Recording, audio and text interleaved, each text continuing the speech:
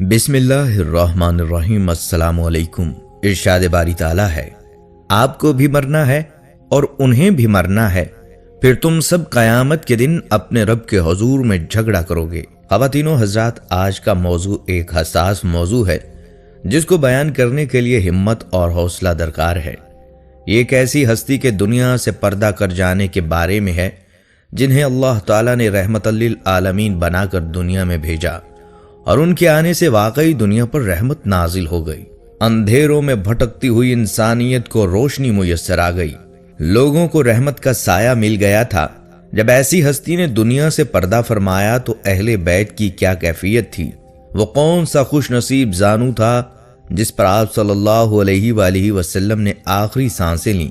क्या शान है उस हस्ती की जिन्हें हजरत मोहम्मद मुस्तफ़ा सल्लल्लाहु अलैहि वसल्लम कहते हैं, जिनके दरवाजे पर मलकुल मौत मुंतजिर खड़ा रहा कि इजाजत मिलेगी तो अंदर जाऊंगा वरना अल्लाह की तरफ से लौट जाने का हुक्म मिला था। क्या आप जानते हैं कि आप सल्लल्लाहु अलैहि वसल्लम की वफात पर लोगों का क्या रद्द अमल था। हजरत उमर रज़ियल्लाहु ताला अन्हु ने आप सल्लल्लाहु अलैहि वसल्लम के विसाल के मौके पर तलवार क्यों निकाली। वो कौन सी चीज है जिसकी आखिर वक्त में आप सल्लल्लाहु अलैहि वसल्लम को तलब महसूस हुई। ये वीडियो यकीनन आपकी आंखों में आंसू ले आएगी और आपका दिल हुब्बे नबी सल्लल्लाहु अलैहि वसल्लम की वजह से पिघल कर रह जाएगा। आपसे गुजारिश है कि वीडियो को आखिर तक लाजमी देखिएगा। नाज़रीन कराम, नबी पाक सल्लल्लाहु अलैहि वसल्लम की वफात ज़ाहिरी यकम रबीउल अव्वल को हुई।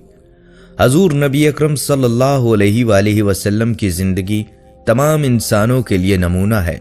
जिस तरह आप सल्लल्लाहु अलैहि वसल्लम की तशरीफ आवरी मुसलमानों के लिए बाइसे फ़ख्र है, इसी तरह आप सल्लल्लाहु अलैहि वसल्लम की वफात ज़ाहिरी भी बाइसे रहमत है। नाज़रीन कराम, मौत एक कैफियत है और एक मर्ज है जो इंसान को लागर और कमज़ोर कर देती है और इस कमजोरी में इंसान जिंदगी की तवानाई से मुंह मोड़ लेता है।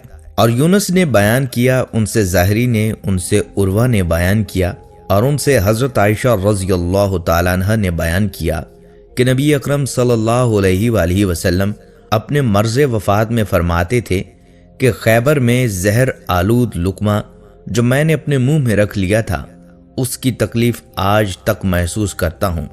ऐसा मालूम होता है कि मेरी शहरग उस जहर की तकलीफ से कट जाएगी। आप सल्लल्लाहु अलैहि वसल्लम को अल्लाह ताला ने आम लोगों से ज्यादा ताकत अता फरमाई थी। आप सल्लल्लाहु अलैहि वसल्लम रात भर क़याम फरमाते हैं। रमज़ानुल मुबारक की रातों में तमाम रात इबादत में लगे रहते, लेकिन जब सहाबा कराम ने इस मामले में आप सल्लल्लाहु अलैहि वसल्लम की पैरवी फरमाई तो आप सल्लल्लाहु अलैहि वसल्लम ने उन्हें मना फरमा दिया। बक़द अंबिया कराम अल्लाह के सबसे ज़्यादा मुक़र्रब होते हैं, इसीलिए अंबिया कराम को उतनी ही सख्त आजमाइशों से दो चार होना पड़ता है। नबी पाक सल्लल्लाहु अलैहि वसल्लम का इरशाद मुबारक है, लोगो तुम में सबसे ज़्यादा आजमाइश से दो चार अंबिया होते हैं, फिर वो जो उनसे करीब हों, फिर वो जो उनसे और करीब हों। उनको उनके मुकाबल आजमाइशों से ज़्यादा दो चार होना पड़ता है, इसलिए आजमाइश नेमत के मुकाबला में होती है। तो मुकर्रबीन पर रब की नेमतें जितनी ज्यादा होती हैं उनको उन मुकाबिल आजमाइशों से उतना ही दो चार होकर सब्र व शुक्र का मुजाहिरा करना पड़ता है और उनके यकीन और तवक्कल के सामने नेमत की शिद्दत भी कमज़ोर पड़ जाती है और इस तरह उनके लज्जत ईमान में इजाफा होता है। रसूलुल्लाह सल्लल्लाहु अलैहि वसल्लम तमाम अंबिया कराम से ज़्यादा अल्लाह के मुकर्रब थे, इसलिए आपको बड़ी सख्त आजमाइशों से गुजरना पड़ा। इनमें से एक आजमाइश की शक्ल ये थी कि आप सल्लल्लाहु अलैहि वसल्लम को आम इंसानों से ज़्यादा अमराज की शिद्दत बर्दाश्त करनी पड़ती थी, जैसा कि मुतअद्दिद रवायात से ये हकीकत आया होती है। हज़रत अब्दुल्लाह रज़ियल्लाहु ताला अन्हु फरमाते हैं, मैं रसूलुल्लाह सल्लल्लाहु अलैहि वसल्लम की खिदमत में हाजिर हुआ। उस वक्त आप सल्लल्लाहु अलैहि वसल्लम तेज बुखार में मुब्तला थे। मैंने अर्ज किया, या रसूलुल्लाह सल्लल्लाहु अलैहि वसल्लम, आपको तो बहुत तेज बुखार है। आप सल्लल्लाहु अलैहि वसल्लम ने फरमाया, हाँ, मुझे तुम में से दो आदमियों के बराबर बुखार है। میں نے عرض کیا کیا اس کے سبب آپ کو اجر دوہرا ملے گا؟ آپ صلی اللہ علیہ وآلہ وسلم نے فرمایا کہ یہی بات ہے۔ جس مسلمان کو کانٹا چبھنے کی یا اس سے زیادہ کوئی تکلیف پہنچتی ہے تو اللہ تعالیٰ اس کے ذریعے اس کے گناہوں کو اس طرح دور کر دیتا ہے جس طرح درختوں سے پتے جھڑتے ہیں۔ ایک اور روایت میں حضرت عائشہ رضی اللہ تعالیٰ عنہ کا یہ ارشاد منقول ہے، میں نے کسی آدمی کو آپ صلی اللہ علیہ وآلہ وسلم سے زیادہ درد میں مبتلا نہیں دیکھا۔ اس لیے نبی پاک صلی اللہ علیہ وآلہ وسلم پر موت کی شدت زیادہ تھی کہ آپ اس زہر کی تکلیف بھی محسوس کرنے لگے تھے جس کو کھانے سے ایک صحابی کی موقع پر ہی وفات ہو گئی تھی۔ بے شک ہر ذی روح کو موت کا ذائقہ چکھنا ہے۔ قتیبہ بن سعید نے بیان کیا، کہا ہم سے سفیان بن عینہ نے بیان کیا، ان سے سلمان احوال نے، ان سے سعید بن جبیر نے بیان کیا کہ ابن عباس رضی اللہ تعالیٰ عنہ نے جمعرات کے دن کا ذکر کیا اور فرمایا، معلوم بھی ہے جمعرات کے دن کیا ہوا تھا؟ رسول اللہ صلی اللہ علیہ وآلہ وسلم کے مرض میں تیزی پیدا ہوئی تھی۔ 5 روز قبل جمعرات کو حضرت عباس رضی اللہ تعالیٰ عنہ اور حضرت علی رضی اللہ تعالیٰ عنہ کے سہارے مسجد میں تشریف لائے اور نماز ظہر پڑھائی اور ایک بلیغ خطبہ ارشاد فرمایا جو حیات مبارکہ کا آخری خطبہ تھا، جس میں بہت ساری نصیحتیں فرمائیں۔ آخر میں فرمانے لگے، میں نے ہر اس شخص کے احسان کا بدلہ ادا کر دیا جس نے مجھ پر کسی بھی انداز میں احسان کیا تھا، مگر ابو بکر صدیق رضی اللہ تعالیٰ عنہ کے احسانات کا بدلہ قیامت کے دن اللہ ہی عطا فرمائیں گے۔ اور فرمایا، جتنے دروازے صحن مسجد میں کھلتے ہیں صرف ابو بکر کا دروازہ کھلا رہنے دیا جائے، باقی سب دروازے بند کر دیے جائیں۔ پھر فرمایا، یہود و نصارہ پر اللہ کی لعنت ہو جنہوں نے پیغمبروں کی قبروں کو سجدہ گاہ بنایا اور بارگاہ خداوندی میں ہاتھ اٹھا اٹھا کر التجا فرمائی، اے اللہ میری قبر کی حفاظت آپ کے ذمے ہے، میری قبر کو سجدہ گاہ بننے سے محفوظ رکھنا۔ پھر مہاجرین اور انسان کے فضائل بیان کیے، پھر پوری امت کو ان کے ساتھ خیر خواہی اور حسن سلوک کی تاکید کی۔ آخری الفاظ یہ فرمائے، میرے صحابہ میں تم میں سے پہلے جا رہا ہوں، میرا تمہارا وعدہ حوض کوثر پر ملنے کا ہو چکا ہے، وقت دور نہیں کہ تم سب مجھے وہاں ملو گے۔ پھر مجلس برخاست ہو گئی، وہاں حجرہ نور میں تشریف لے آئے، عصر کی نماز اور مغرب کی نماز کے لیے مسجد نبوی میں تشریف لے آئے۔ عشاء کی نماز کے وقت طبیعت میں نقاہت اور کمزوری حد سے زیادہ بڑھ گئی اور مسجد نہ جا سکے۔ ناظرین کرام، یہ رحلت سے 4 دن پہلے کی بات ہے۔ جب مرض نے شدت اختیار کی تو آپ صلی اللہ علیہ وآلہ وسلم نے فرمایا، لاؤ تمہیں کچھ لکھ دوں تاکہ میرے بعد تم گمراہ نہ ہو جاؤ۔ بعض نے کہا، آپ صلی اللہ علیہ وآلہ وسلم پر شدت درد غالب ہے، قرآن ہمارے پاس موجود ہے، ہم کو کافی ہے۔ اس روز آپ صلی اللہ علیہ وآلہ وسلم نے 3 وصیتیں فرمائیں۔ یہود کو عرب سے نکال دیا جائے، وفود کی عزت ہمیشہ اسی طرح کی جائے جیسے میں کرتا رہا ہوں، قرآن مجید کو ہر کام میں معمول بنایا جائے، بعض روایات کے مطابق کتاب اللہ اور سنت پر تمسک کا حکم فرمایا۔ آج مغرب تک جملہ نمازیں حضور صلی اللہ علیہ وآلہ وسلم نے خود پڑھائی تھی، مگر عشاء میں نہ جا سکے، اور حضرت ابو بکر صدیق رضی اللہ تعالیٰ عنہ کو فرمایا کہ وہ نماز پڑھائیں، جس کے تحت حضرت ابو بکر صدیق رضی اللہ تعالیٰ عنہ نے حیات نبوی میں 70 نمازوں کی امامت فرمائی۔ ایک روایت میں آتا ہے کہ ہفتہ یا اتوار کا دن تھا، سیدنا ابو بکر رضی اللہ تعالیٰ عنہ کی امامت میں نماز ظہر کی جماعت کھڑی ہو چکی تھی۔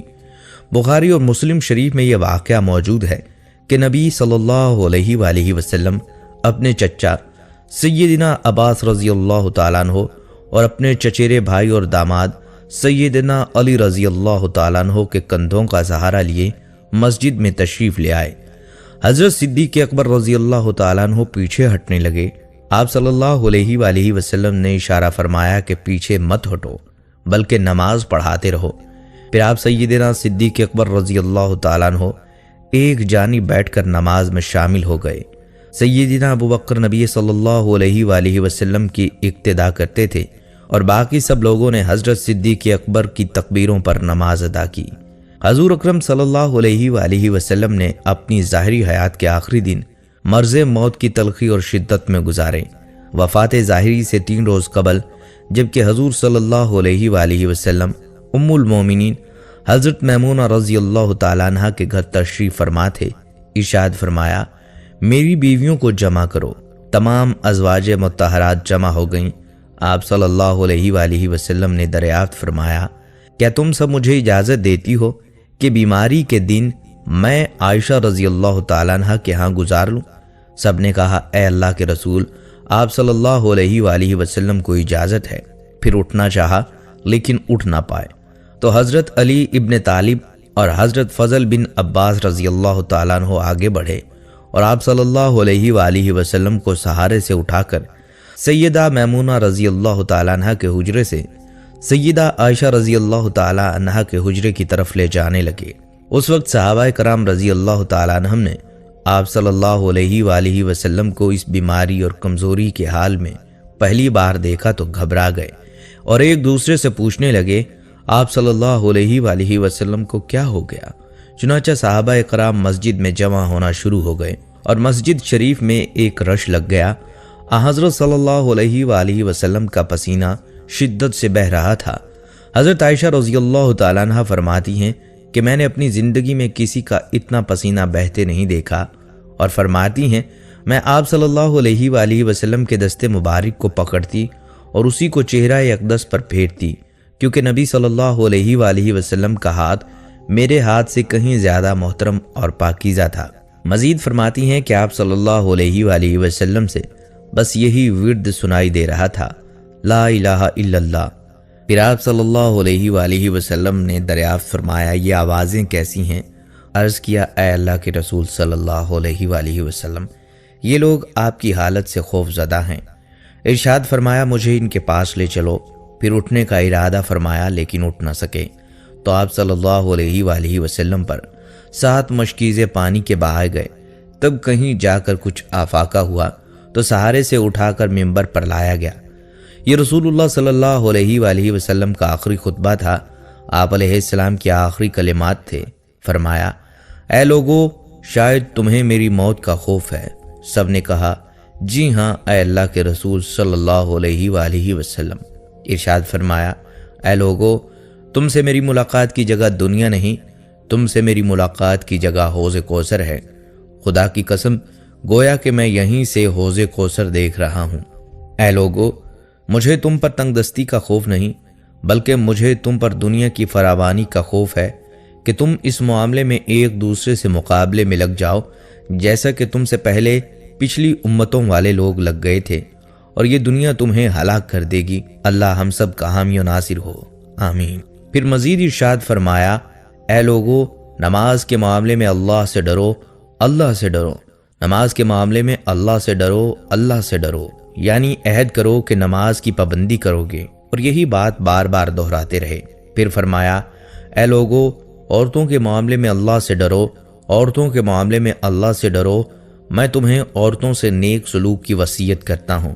مزید فرمایا، اے لوگو، ایک بندے کو اللہ نے اختیار دیا کہ دنیا کو چن لے یا اسے چن لے جو اللہ کے پاس ہے، تو اس نے اسے پسند کیا جو اللہ کے پاس ہے۔ اس جملے سے حضور صلی اللہ علیہ وآلہ وسلم کا مقصد کوئی نہ سمجھا، حالانکہ ان کی اپنی ذات مراد تھی، جبکہ حضرت ابوبکر صدیق رضی اللہ تعالیٰ عنہ وہ تنہا شخص تھے جو اس جملے کو سمجھے اور زاروں قطار رونے لگے اور بلند آواز سے گریہ کرتے ہوئے اٹھ کھڑے ہوئے، فرمانے لگے، ہمارے باپ دادا آپ صلی اللہ علیہ وآلہ وسلم پر قربان، ہماری مائیں آپ پر قربان، ہمارے بچے آپ پر قربان، ہمارے مال و دولت آپ صلی اللہ علیہ وآلہ وسلم پر قربان۔ روتے جاتے ہیں اور یہی الفاظ کہتے جاتے ہیں۔ صحابہ کرام رضی اللہ تعالیٰ عنہم حضرت ابوبکر صدیق کی طرف دیکھنے لگے کہ انہوں نے آپ صلی اللہ علیہ وآلہ وسلم کی بات کیسے قطع کر دی۔ اس پر نبی اکرم صلی اللہ علیہ وآلہ وسلم نے حضرت ابوبکر صدیق رضی اللہ تعالیٰ عنہ کا دفاع ان الفاظ میں کیا، اے لوگو، ابوبکر کو چھوڑو کہ تم میں سے ایسا کوئی نہیں جس نے ہمارے ساتھ کوئی بھلائی کی ہو اور ہم نے اس کا بدلہ نہ دے دیا ہو، سوائے ابوبکر کے کہ اس کا بدلہ نہیں دے سکا، اس کا بدلہ میں نے اللہ پر چھوڑ دیا ہے۔ مسجد نبوی میں کھلنے والے تمام دروازے بند کر دیے جائیں سوائے ابوبکر کے دروازے کے جو کبھی بند نہ ہوگا۔ آپ صلی اللہ علیہ وآلہ وسلم نے فرمایا، یہ ابوبکر صدیق رضی اللہ تعالیٰ عنہ ہی ہیں جن کی دوستی اور رفاقت کا حق آپ ادا نہیں کر پائے۔ آخر میں آپ اپنی وفات سے قبل مسلمانوں کے لیے آخری دعا کے طور پر ارشاد فرماتے ہیں، اللہ تمہیں ٹھکانہ دے، تمہاری حفاظت کرے، تمہاری مدد کرے، تمہاری تائید کرے۔ اور آخری بات جو منبر سے اترنے سے پہلے امت کو مخاطب کر کے ارشاد فرمائی وہ یہ کہ اے لوگو، قیامت تک آنے والے میرے ایک امتی کو میرا سلام پہنچا دینا۔ پھر نبی صلی اللہ علیہ وآلہ وسلم کو دوبارہ سہارے سے اٹھا کر گھر لے جایا گیا۔ اسی اثناء میں حضرت عبد الرحمن بن ابی بکر رضی اللہ تعالیٰ عنہ خدمت اقدس میں حاضر ہوئے اور ان کے ہاتھ میں مسواک تھی۔ نبی اکرم صلی اللہ علیہ وآلہ وسلم مسواک کو دیکھنے لگے لیکن شدت مرض کی وجہ سے طلب نہ کر پائے۔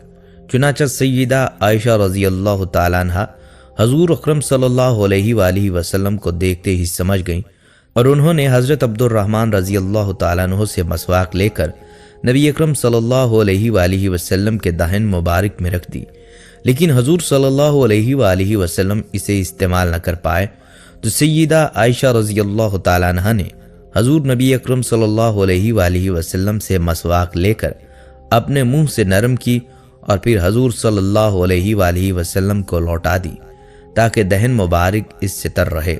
فرماتی ہیں آخری چیز جو نبی صلی اللہ علیہ وآلہ وسلم کے پیٹ میں گئی وہ میرا لعاب تھا، اور یہ اللہ تبارک و تعالیٰ کا مجھ پر فضل ہی تھا کہ اس نے وصال سے قبل میرا اور نبی کریم صلی اللہ علیہ وآلہ وسلم کا لعاب دہن یکجا کر دیا۔ رحلت سے صرف ایک دن پہلے اتوار کے دن آپ نے اپنے تمام غلام آزاد فرما دیے، جن کی تعداد 40 اور بعض روایات کے مطابق 63 تھی۔ گھر میں نقد صرف 7 دینار موجود تھے، وہ غربا اور مساکین میں تقسیم کر دیے اور آلات حرب مسلمانوں کو ہبہ فرمائے۔ سرور عالم صلی اللہ علیہ وآلہ وسلم کے گھر کی حالت یہ تھی کہ اس دن کی شام کو سیدہ عائشہ رضی اللہ تعالیٰ عنہ نے چراغ کے لیے تیل پڑوسن سے عاریتاً منگوایا، اور بخاری شریف میں مذکور ہے کہ خود نبی صلی اللہ علیہ وآلہ وسلم کی زیرہ وفات کے وقت بھی ایک یہودی کے پاس گروی پڑی تھی جس کے عوض گھر والوں کے لیے 30 ساعت جو لیے تھے۔ رات گزر گئی، 12 ربیع الاول بروز پیر نماز فجر کا وقت آیا۔ مسجد نبوی میں سیدنا صدیق اکبر رضی اللہ تعالیٰ عنہ کی امامت میں جماعت کھڑی ہو گئی۔ نبی صلی اللہ علیہ وآلہ وسلم نے وہ پردہ اٹھایا جو حضرت عائشہ صدیقہ رضی اللہ تعالیٰ عنہ کے حجرہ اور مسجد میں فاصل تھا۔ تھوڑی دیر کے لیے آپ صلی اللہ علیہ وآلہ وسلم اپنے صحابہ کے باجماعت نماز پڑھنے کا منظر ملاحظہ فرماتے رہے، جس سے رخ انور پر بشاشت اور ہونٹوں پر مسکراہٹ کھل گئی۔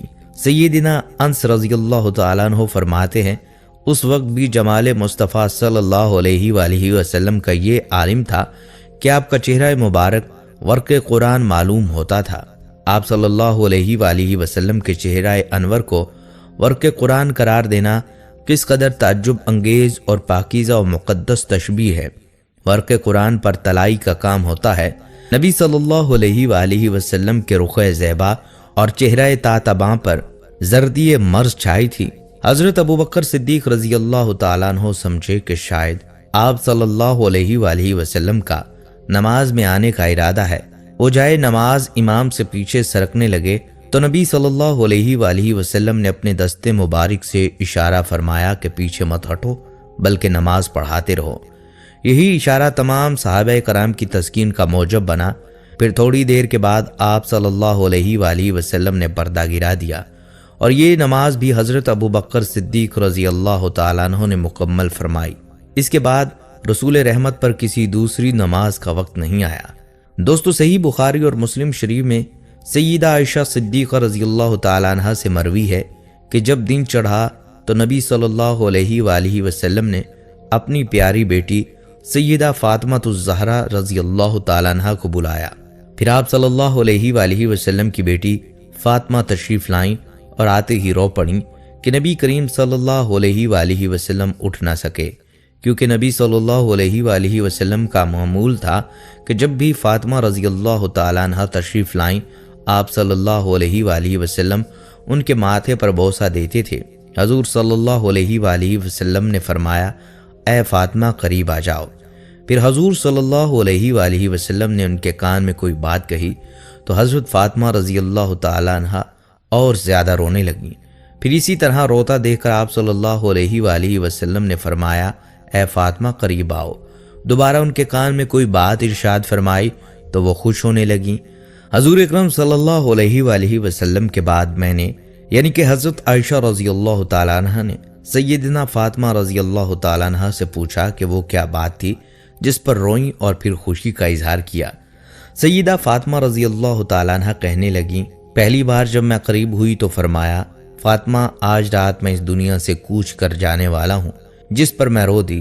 پھر جب انہوں نے مجھے بے تحاشا روتے دیکھا تو فرمانے لگیں فاطمہ میرے اہل خانہ میں سب سے پہلے تم مجھ سے آ کر ملو گی، جس پر میں بے حد خوش ہو گئی۔ سیدہ عائشہ رضی اللہ تعالیٰ عنہ فرماتی ہیں پھر آپ صلی اللہ علیہ وآلہ وسلم نے سب کو گھر سے باہر جانے کا حکم دے کر مجھے فرمایا عائشہ میرے قریب آ جاؤ۔ آپ صلی اللہ علیہ وآلہ وسلم نے اپنی زوجہ محترمہ کے سینے پر ٹیک لگائی اور ہاتھ آسمان کی طرف بلند کر کے فرمانے لگے مجھے وہ اعلیٰ اور عمدہ رفاقت پسند ہے، یعنی میں اللہ کے انبیاء، صدیقین، شہداء اور صالحین کی رفاقت کو اختیار کرتا ہوں۔ صدیقہ عائشہ رضی اللہ تعالیٰ عنہ فرماتی ہیں میں سمجھ گئی کہ انہوں نے آخرت کو چن لیا۔ ایک روایت میں آتا ہے جعفر بن محمد اپنے والد سے روایت کرتے ہیں کہ قریش میں سے ایک آدمی ان کے والد علی بن حسین کے پاس آیا اور ان سے کہا کیا میں تمہیں رسول اللہ صلی اللہ علیہ وآلہ وسلم کی حدیث نہ سناؤں؟ انہوں نے فرمایا ہاں، ابو القاسم محمد صلی اللہ علیہ وآلہ وسلم کی حدیث ہمیں سناؤ۔ اس آدمی نے کہا جب رسول اللہ صلی اللہ علیہ وآلہ وسلم بیمار ہوئے تو جبرائیل ان کے پاس آئے اور انہوں نے کہا محمد صلی اللہ علیہ وآلہ وسلم اللہ نے آپ کی تکریم اور تعظیم کی خاطر مجھے آپ صلی اللہ علیہ وآلہ وسلم کی طرف بھیجا ہے۔ وہ آپ صلی اللہ علیہ وآلہ وسلم کے لیے خاص ہیں۔ وہ آپ سے اس چیز کے متعلق دریافت کرتا ہے جس کے متعلق وہ آپ صلی اللہ علیہ وآلہ وسلم سے بہتر جانتا ہے۔ وہ فرماتا ہے آپ اپنے آپ کو کیسا محسوس کرتے ہیں؟ آپ صلی اللہ علیہ وآلہ وسلم نے فرمایا جبرائیل میں اپنے آپ کو مغموم پاتا ہوں، اور جبرائیل میں اپنے آپ کو کرب میں محسوس کرتا ہوں۔ پھر وہ دوسرے روز آئے تو انہوں نے آپ سے یہی سوال کیا۔ رسول اللہ صلی اللہ علیہ وآلہ وسلم نے وہی جواب دیا جو آپ صلی اللہ علیہ وآلہ وسلم نے پہلے روز دیا تھا۔ پھر وہ تیسرے روز آپ صلی اللہ علیہ وآلہ وسلم کے پاس آئے تو انہوں نے آپ صلی اللہ علیہ وآلہ وسلم سے وہی کچھ کہا جو پہلے روز کہا تھا، اور آپ نے بھی انہیں وہی جواب دیا۔ اور آخری بار جبرائیل کے ساتھ اسماعیل نامی فرشتہ آیا جو 1,00,000 فرشتے کا سردار ہے، اور اس کا ہر ماتحت فرشتہ 1,00,000 فرشتے کا سردار ہے۔ اس نے آپ صلی اللہ علیہ وآلہ وسلم سے اجازت طلب کی۔ آپ صلی اللہ علیہ وآلہ وسلم نے جبرائیل علیہ السلام سے اس فرشتے کے متعلق دریافت کیا۔ جبرائیل علیہ السلام نے عرض کیا یہ موت کا فرشتہ ہے، وہ آپ کے پاس آنے کی اجازت طلب کر رہا ہے۔ اس نے آپ صلی اللہ علیہ وآلہ وسلم سے پہلے کسی آدمی سے اجازت طلب کی ہے، نہ آپ صلی اللہ علیہ وآلہ وسلم کے بعد کسی آدمی سے اجازت طلب کرے گا۔ آپ صلی اللہ علیہ وآلہ وسلم نے فرمایا اسے اجازت دے دیں۔ اسے اجازت دے دی گئی۔ اس نے سلام کیا، پھر کہا محمد صلی اللہ علیہ وآلہ وسلم اللہ نے مجھے آپ کی طرف بھیجا ہے، اگر آپ اپنی روح قبض کرنے کی مجھے اجازت دیں تو میں قبض کر لوں گا، اور اگر آپ صلی اللہ علیہ وآلہ وسلم نے اجازت نہ فرمائی تو میں اسے قبض نہیں کروں گا۔ آپ صلی اللہ علیہ وآلہ وسلم نے فرمایا موت کے فرشتے کیا تم ایسے کرو گے؟ اس نے کہا ہاں، کیونکہ مجھے یہی حکم دیا گیا ہے کہ میں آپ کی چاہت کا احترام کروں۔ راوی بیان کرتے ہیں نبی صلی اللہ علیہ وآلہ وسلم نے جبرائیل علیہ السلام کی طرف دیکھا تو جبرائیل علیہ السلام نے کہا محمد صلی اللہ علیہ وآلہ وسلم اللہ آپ کی ملاقات کا مشتاق ہے۔ تب نبی صلی اللہ علیہ وآلہ وسلم نے ملک الموت سے فرمایا تمہیں جو حکم دیا گیا ہے اس کی تعمیل کرو۔ اس نے آپ صلی اللہ علیہ وآلہ وسلم کی روح قبض کی۔ جب رسول اللہ صلی اللہ علیہ وآلہ وسلم نے وفات پائی اور تعزیت کرنے والے حاضر ہوئے تو انہوں نے گھر کے کونے سے آواز سنی اہل بیت تم پر سلامتی ہو، اللہ کی رحمت اور اس کی برکات ہوں۔ بے شک اللہ کی کتاب میں ہر مصیبت سے چھٹکارا اور تسلی ہے، ہر ہلاک ہونے والی چیز کا معاوضہ ہے، ہر نقصان کا تدارک ہے۔ اللہ کی توفیق کے ساتھ اللہ سے ڈرو، صرف اس سے امید وابستہ کرو۔ خسارے والا شخص وہ ہے جو ثواب سے محروم ہو گیا۔ ملک الموت آپ صلی اللہ علیہ وآلہ وسلم کے سرہانے کھڑے ہوئے، اے پاکیزہ روح، اے محمد بن عبداللہ کی روح، اے اللہ کی رضا و خوشنودی کی طرف روانہ ہو، راضی ہو جانے والے پروردگار کی طرف جو غضبناک نہیں۔ سیدنا عائشہ رضی اللہ تعالیٰ عنہ فرماتی ہیں، پھر نبی صلی اللہ علیہ وآلہ وسلم ہاتھ نیچے آن رہا اور سر مبارک میرے سینے پر بھاری ہونے لگا۔ میں سمجھ گئی کہ آپ صلی اللہ علیہ وآلہ وسلم کا وصال ہو گیا۔ مجھے اور تو کچھ سمجھ نہیں آیا، سو میں اپنے حجرے سے نکلی اور مسجد کی طرف کا دروازہ کھول کر کہا، رسول اللہ صلی اللہ علیہ وآلہ وسلم کا وصال ہو گیا۔ مسجد آہوں اور نالوں سے گونجنے لگی۔ حضرت سالم بن عبید رضی اللہ تعالیٰ عنہ فرماتے ہیں، حضرت پاک صلی اللہ علیہ وآلہ وسلم کی مرض الموت کے دوران آپ پر بے ہوشی طاری ہو گئی۔ پھر جب کچھ آفاقہ ہوا تو حضرت پاک صلی اللہ علیہ وآلہ وسلم نے دریافت فرمایا، کیا نماز کا وقت ہو گیا ہے؟ صحابہ کرام رضی اللہ تعالیٰ عنہ نے عرض کیا، جی ہاں۔ آپ صلی اللہ علیہ وآلہ وسلم نے فرمایا، بلال کو کہو اذان کہے اور ابو بکر کو کہو کہ لوگوں کو نماز پڑھائے۔ اس کے بعد آپ صلی اللہ علیہ وآلہ وسلم پر بے ہوشی طاری ہو گئی۔ پھر کچھ آفاقہ ہوا تو آپ صلی اللہ علیہ وآلہ وسلم نے پوچھا، کیا نماز کا وقت ہو گیا ہے؟ تو صحابہ کرام رضی اللہ تعالیٰ عنہ نے عرض کیا، جی ہاں۔ آپ صلی اللہ علیہ وآلہ وسلم نے فرمایا، بلال کو کہو اذان دے اور ابو بکر کو کہو لوگوں کو نماز پڑھائے۔ حضرت ام المومنین عائشہ رضی اللہ تعالیٰ عنہ نے عرض کیا کہ میرے والد ابو بکر بڑے نرم دل ہیں، وہ جب اس مصلی پر کھڑے ہوں گے تو وہ روئیں گے اور نماز نہ پڑھا سکیں گے، لہٰذا آپ صلی اللہ علیہ وآلہ وسلم کسی دوسرے آدمی کو نماز پڑھانے کا حکم دیں۔ اس کے بعد آپ پر پھر بے ہوشی طاری ہو گئی۔ جب کچھ آفاقہ ہوا تو فرمایا، بلال کو کہو اذان دیں اور ابو بکر کو کہو کہ لوگوں کو نماز پڑھائیں۔ نیز آپ صلی اللہ علیہ وآلہ وسلم نے یہ بھی فرمایا کہ تم تو حضرت یوسف علیہ السلام کی عورتوں کی طرح ہو۔ حضرت بلال رضی اللہ تعالیٰ عنہ نے اذان دی اور حضرت ابو بکر صدیق رضی اللہ تعالیٰ عنہ نے لوگوں کو نماز پڑھائی۔ پھر جب آپ صلی اللہ علیہ وآلہ وسلم نے ہلکا پن محسوس کیا تو فرمایا، مجھے سہارا دے کر کوئی مسجد تک لے جانے والا ہے۔ چنانچہ آپ صلی اللہ علیہ وآلہ وسلم دو لوگوں کے کندھوں کا سہارا لے کر مسجد تشریف لے گئے۔ پھر جب حضرت صدیق اکبر رضی اللہ تعالیٰ عنہ نے آپ کو آتے دیکھا تو پیچھے ہٹنے کا ارادہ فرمایا، مگر آپ صلی اللہ علیہ وآلہ وسلم نے اشارہ فرمایا کہ اپنی جگہ پر ثابت قدم رہو، یہاں تک کہ حضرت ابو بکر صدیق رضی اللہ تعالیٰ عنہ نے نماز مکمل فرمائی، اور اسی روز آپ صلی اللہ علیہ وآلہ وسلم کا انتقال ہو گیا۔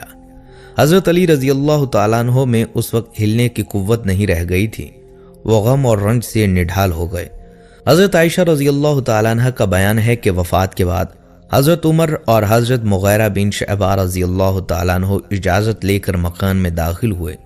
حضرت عمر رضی اللہ تعالیٰ عنہ نے آپ صلی اللہ علیہ وآلہ وسلم کو دیکھ کر کہا، بہت ہی سخت غشی طاری ہو گئی ہے۔ جب وہ وہاں سے چلنے لگے تو حضرت مغیرہ رضی اللہ تعالیٰ عنہ نے کہا، اے عمر، تمہیں کچھ خبر بھی ہے؟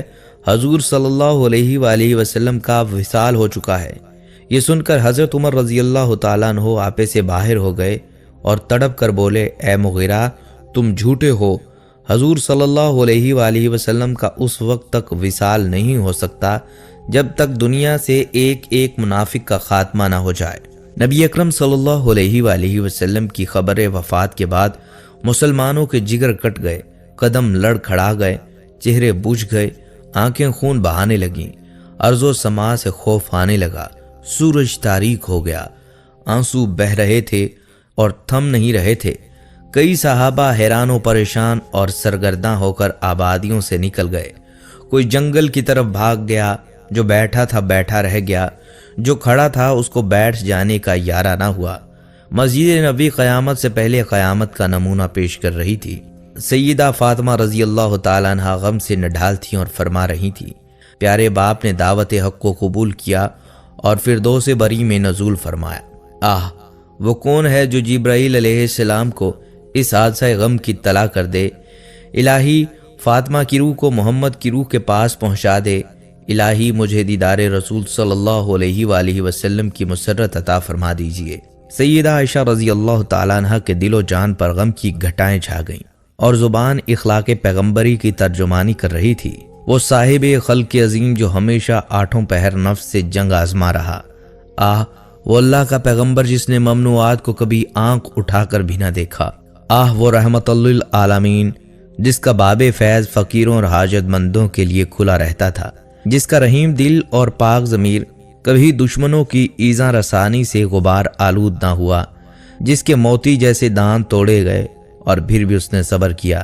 بخاری شریف میں ہے کہ حضرت ابو بکر صدیق رضی اللہ تعالیٰ عنہ اپنے گھوڑے پر سوار ہو کر سنہ سے آئے اور کسی سے کوئی بات نہ کی نہ سنی، سیدھے عائشہ رضی اللہ تعالیٰ عنہ کے حجرے میں چلے گئے۔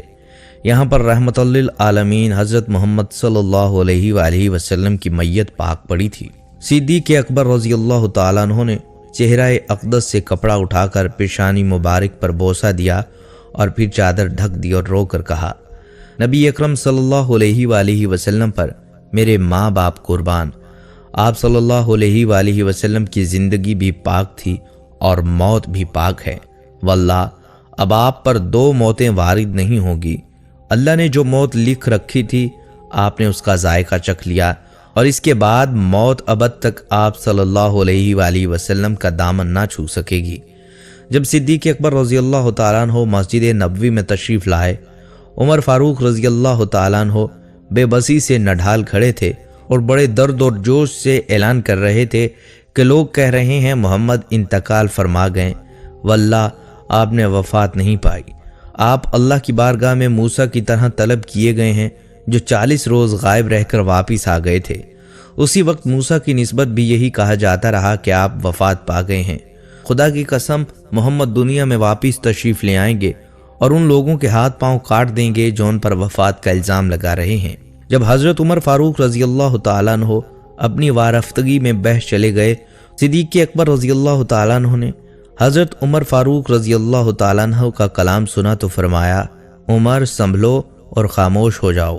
حضرت ابو بکر صدیق رضی اللہ تعالیٰ عنہ لوگوں سے بیان کرنے لگے، اے لوگو، تم میں سے جو شخص محمد کو پوجتا تھا وہ سمجھ لے کہ آپ صلی اللہ علیہ وآلہ وسلم وفات پا گئے ہیں، اور جو شخص خدا کا پرستار ہے وہ جان لے کہ اللہ زندہ ہے، وہ کبھی نہیں مرے گا، اور یہ حقیقت خود قرآن پاک نے واضح بیان کر دی ہے۔ نہیں ہے محمد مگر ایک رسول، ان سے پہلے رسول گزر چکے ہیں، کیا اگر وہ مر جائیں یا شہید ہو جائیں تو تم دین سے برگشتہ ہو جاؤ گے؟ جو شخص برگشتہ ہو جائے وہ اللہ تعالیٰ کو کچھ نقصان نہیں پہنچا سکے گا، اور اللہ عنقریب شکر گزاروں کو جزا دے گا۔ اس آیت کو سن کر تمام مسلمان چونک پڑے۔ حضرت عبداللہ رضی اللہ تعالیٰ عنہ فرماتے ہیں، خدا کی قسم ہم لوگوں کو ایسا معلوم ہوا کہ یہ آیت اس سے پہلے نازل ہی نہیں ہوئی تھی۔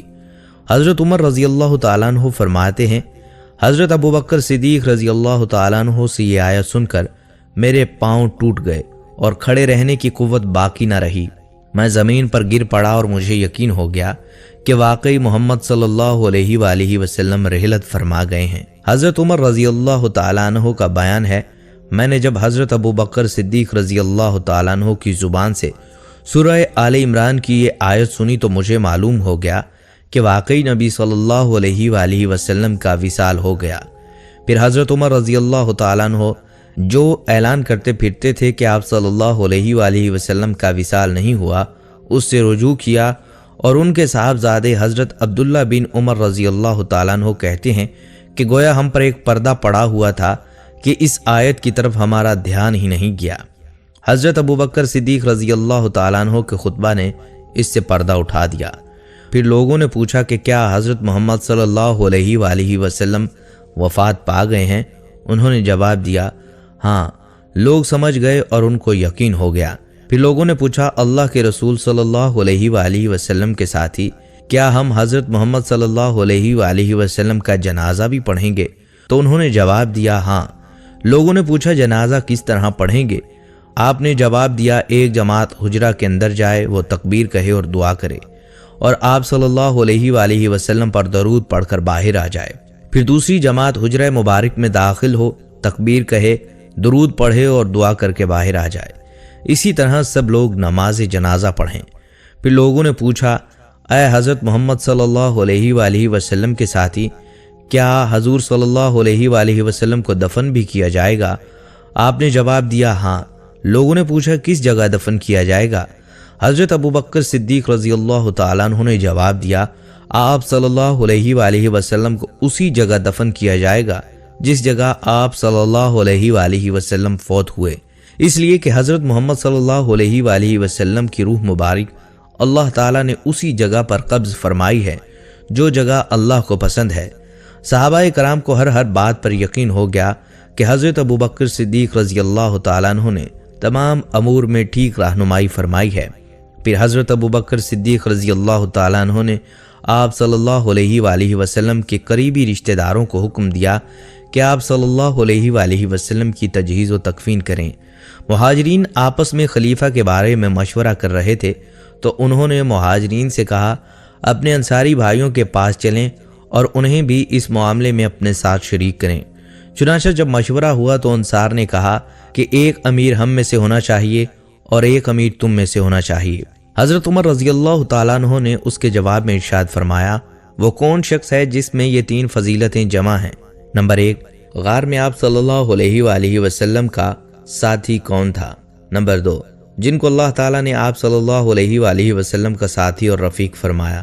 نمبر 3، جس کو آپ صلی اللہ علیہ وآلہ وسلم نے فرمایا غم نہ کرو اللہ ہمارے ساتھ ہے، یعنی اس کو اللہ تعالیٰ کی معیت حاصل ہے۔ اے لوگوں بتاؤ وہ دونوں کون تھے جن دونوں کے بارے میں یہ آیتیں اتریں؟ اس کے بعد حضرت عمر رضی اللہ تعالیٰ عنہ نے ہاتھ بڑھایا اور حضرت ابوبکر صدیق رضی اللہ تعالیٰ عنہ کے ہاتھ پر بیعت کی۔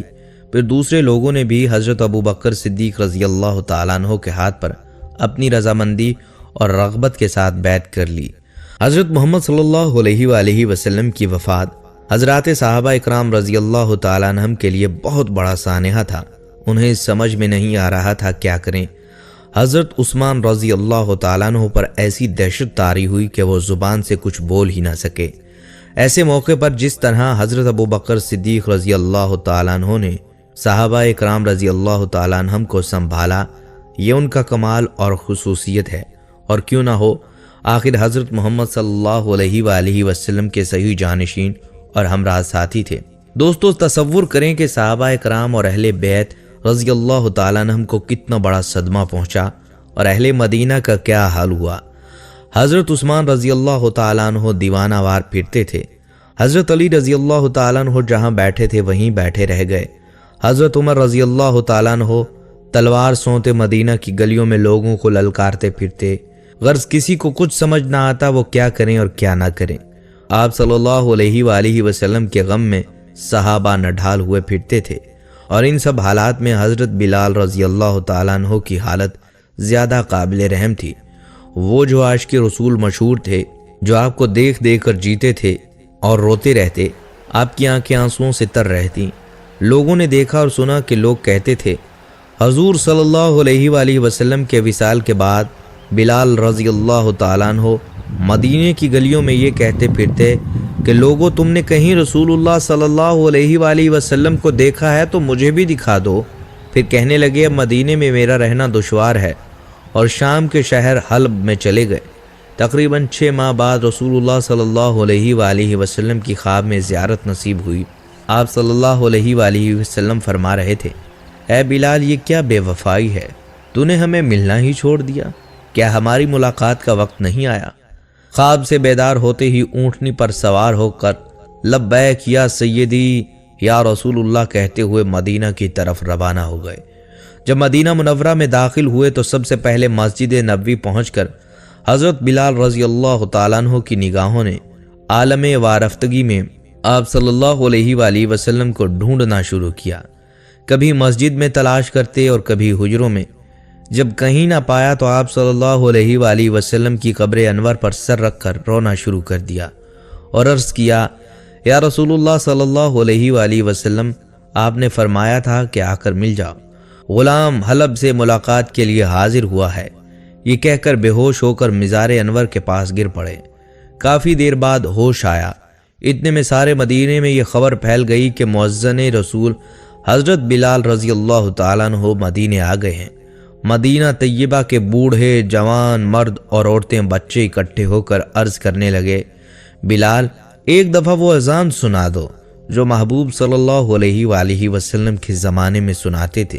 آپ رضی اللہ تعالیٰ عنہ نے فرمایا میں معذرت خواہ ہوں، کیونکہ جب میں اذان پڑھتا تھا تو اشہد ان محمد رسول اللہ کہتے وقت آپ صلی اللہ علیہ وآلہ وسلم کی زیارت سے مشرف ہوتا اور آپ صلی اللہ علیہ وآلہ وسلم کے دیدار سے اپنی آنکھوں کو ٹھنڈک پہنچاتا تھا۔ اب یہ الفاظ ادا کرتے ہوئے کیسے دیکھوں؟ بعض صحابہ کرام رضی اللہ تعالیٰ عنہ نے مشورہ دیا کہ حضرت حسین رضی اللہ تعالیٰ عنہ سے سفارش کروائی جائے۔ جب وہ حضرت بلال رضی اللہ تعالیٰ عنہ کو اذان کے لیے کہیں گے تو وہ انکار نہ کر سکیں گے۔ چنانچہ امام حسین رضی اللہ تعالیٰ عنہ نے حضرت بلال رضی اللہ تعالیٰ عنہ کا ہاتھ پکڑ کر فرمایا، اے بلال، ہم آج آپ سے وہی اذان سننا چاہتے ہیں جو آپ ہمارے نانا جان اللہ کے رسول صلی اللہ علیہ وآلہ وسلم کو اس مسجد میں سناتے تھے۔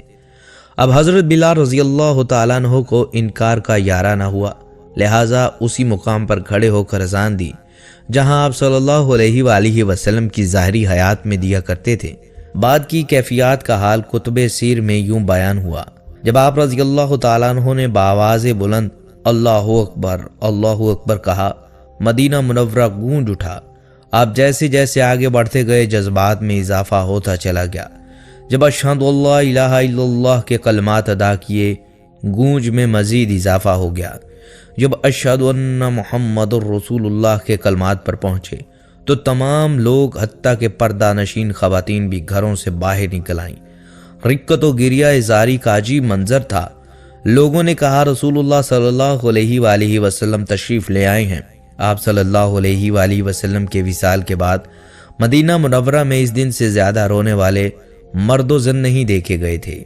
یا رب العالمین تمام مسلمانوں مومنوں کو عشق رسول عطا فرما دیجیے اور روز قیامت ہمیں اسی طرح ایمان کی حالت میں اٹھانا کہ ہم تمام لوگ اللہ اور اس کے محبوب کی بارگاہ میں شرمندہ نہ ہوں۔ اپنے پیارے نبی صلی اللہ علیہ وآلہ وسلم کی شفاعت کا حقدار بنانا۔ یا اللہ اس دنیا میں ہمیں اس طرح حب رسول اور اہل بیت سے محبت عطا فرما کہ ہماری دنیا اور آخرت سنور جائے اور دنیا اور آخرت میں عزت اور سرخروئی عطا فرما۔ یا اللہ ہمارا خاتمہ ایمان پر فرمانا۔ ناظرین، یہ تھی ہماری آج کی ویڈیو۔ ہم امید کرتے ہیں کہ آپ کو یہ ویڈیو پسند آئی ہوگی۔ اگر ویڈیو پسند آئی ہے تو اس کو لائک کریں اور اپنے دوستوں کے ساتھ شیئر کریں۔ اب ملاقات ہوگی آنے والی اگلی ویڈیو میں، تب تک کے لیے اجازت دیجیے۔